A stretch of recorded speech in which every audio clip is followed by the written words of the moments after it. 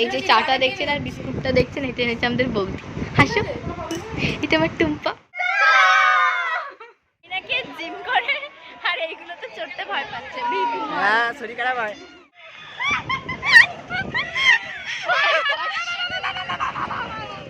Tension হচ্ছে, কি বলবো, বউটা আমার উপরে ওপরে না বলো। স্টার্ট হচ্ছে এবার। তো ব্লগ শেষ। Hello everyone, welcome back to my channel the lifestyle blogger. তো আজ আমি যাচ্ছি হাওড়া উৎসবে, যেটা রামতলা শঙ্কর মাঠে বসেছে। তোমরা হয়তো ভাবছো আমি এত পরে যাচ্ছি, অ্যাকচুয়ালি না, আমি গিয়েছিলাম অনেকদিন আগেই, ভিডিওটা এডিট করা হয়নি পড়াশোনার চাপে। যাই হোক, তো যারা এখনো অবধি মেলায় যাওনি তাদের জন্যই এই ভিডিওটা, তোমরা ভিডিওতেই মেলাটা ঘুরে নাও। আমরা এখানে সবাই রেডি হয়ে গেছি।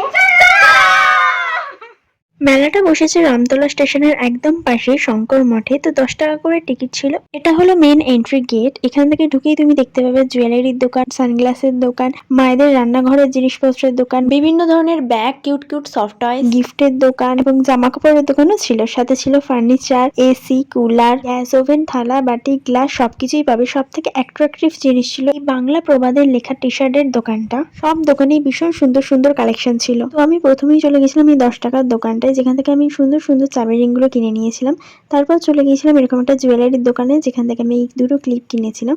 চলো এবার পেট পূজা করা যাক। তো খাবার স্টলে ছিল অনেক ধরনের আচার, ভেলপুরি, পাপড়ি চাট, ঘুগনি, আইসক্রিম, লস্যি, আর ছিল মোমো, আর সাথে গরম গরম জিলিপি। তো আমি সবার প্রথমে খেয়েছিলাম পাপড়ি চাট আর নিয়েছিলাম একটা চকলেট লস্যি। এই লস্যিটা খেতে আমার ভীষণ ভালো লাগে। লস্যি খেতে গিয়ে চোখ পড়লো রাইডসের ওপর। আর দেরি কিসের, তো রাইডসের মধ্যে ছিল নাগরদোলা আর অনেক কিছুই ছিল যেগুলোর নাম আমি জানি না, তো তোমরা দেখে নাও। আর বাচ্চাদের ছিল এই মিকি মাউসটা, ট্রেন গাড়ি, এরোপ্লেন আর ওয়াটার কার। আমি ওয়াটার পার্কে কোনোদিনও খেলতে পারিনি, কারণ আমার 12 বছর হওয়ার পরে এই গেমটা স্টার্ট হয়েছে। যাই হোক, এখন আর অত ভেবে লাভ নেই, এখন বড় হয়ে গেছি, এবার বড়দের রাইডসে ওঠা যাক। এই রেঞ্জার রাইডটা এবারে মূল আকর্ষণ ছিল, তো চলো এটাতেই ওঠা যাক। এইনাকে জিম করে আর এইগুলো তো চড়তে ভয় পাচ্ছে। হ্যাঁ, শরীর খারাপ হয়।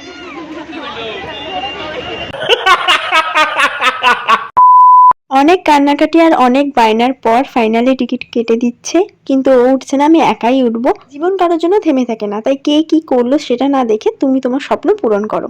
অনেক কান্নাকাটির পর আমি আরো চড়ছি। ও আর কেউ আসেনি, আমরা সাহস দেখে উঠেছি গাইস। আমি এটা চড়ার জন্য এসেছিলাম মেলায়, তো চড়বো না? যাই হোক, খুব ভয় লাগছে, টেনশন হচ্ছে। কি হচ্ছে ভাই? আমি একাই উঠছিলাম, বাট লাস্ট মোমেন্টে ও চলে আসলো। বেল্ট বেঁধে নিয়েছি আমরা, ভয় লাগছে guys! তোমরা হয়তো এতক্ষণে নোটিস করেইছো যে আমার ড্রেস চেঞ্জ হয়ে গেছে। আসলে বাড়ি থেকে বেরোনোর সময় মনে হচ্ছিল ড্রেসটা একটু অকওয়ার্ড লাগছে, তাই আমি নিজেই পাল্টে ফেললাম। তারপর এই কমফোর্টেবল ড্রেসটা পরে, যার কারণে এই রেঞ্জার রাইডে উঠতে আমার একটুও প্রবলেম হয়নি। স্টার্ট হচ্ছে এবার।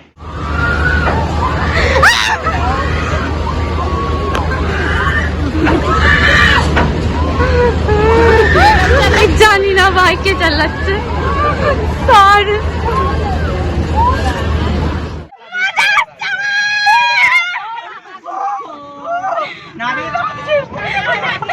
আমি এখানে এত মজা পাচ্ছি, আর আমার সাথে যে উঠেছে তার অবস্থা দেখো, ঘর কা মার দিয়ে। বলতে চাইছিল ওইটা বলো, তুমি কি চাপবে? কি গান গাইছো? তুমি কি একটা গান গাইলে সেটা গাও। কুকু আর দিদি, কুকু আর দিদি, ও দিদি চলে আসবে এখন। টেনশন হচ্ছে, কি বলবো, বউটা আমার উপরে ওপরে না বলো, ওইটাতে ওপরে মানে ওপরে হয়ে যাবে। যতক্ষণ আমরা রাইডসে ছিলাম ওরা নিচে দাঁড়িয়ে এইভাবেই খিল্লি করছিল। যাই হোক, নিচে নামার পর একটুও মনে হয়নি যে কেন শরীর খারাপ লাগছে। অনেকের মুখে শুনছিলাম অনেকের অনেক প্রবলেম হচ্ছে, বাট আমাদের আবার ইচ্ছে ছিল ভাই আমরা আবার চড়বো, আমরা সেটাই বলছিলাম। ছোটটা কি অজ্ঞান হয়ে গেছিল? ও কি চালাচ্ছিল?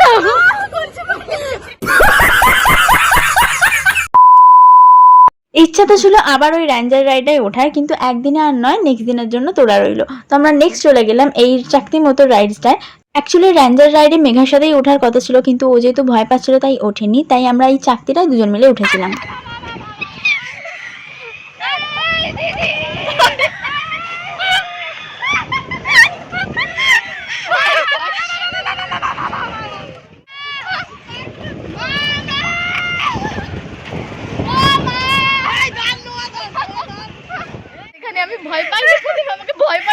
পিছনের জন।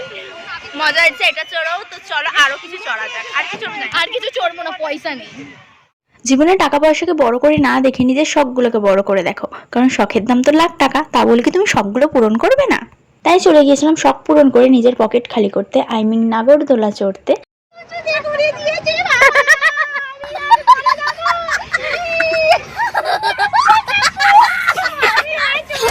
কাদের নিয়ে আমার কারবার ভগবান, নিজে তো ভয় পাচ্ছে, আমাকেও ভয় পাইয়ে দিচ্ছে।